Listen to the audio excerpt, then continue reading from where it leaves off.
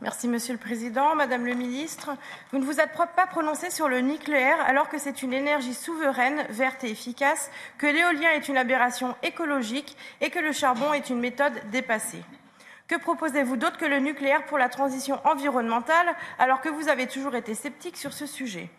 Cette transition par le nucléaire est d'autant plus cruciale que vous déclarez être favorable à l'interdiction du moteur thermique sur le très court terme, ce qui constitue une folie économique et sociale.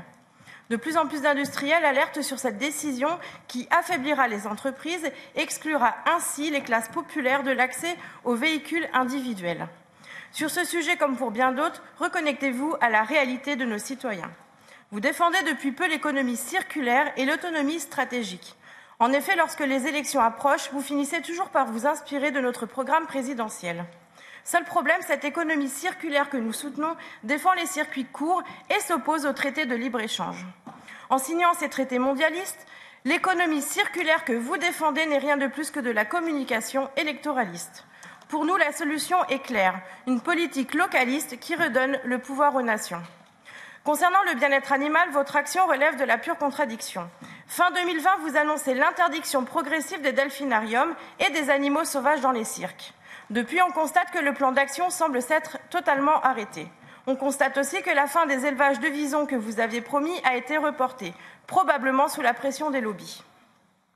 Pour couronner le tout, votre ministère en France autorise de nouveau les chasses traditionnelles. Nous vous demandons donc de la cohérence et des explications.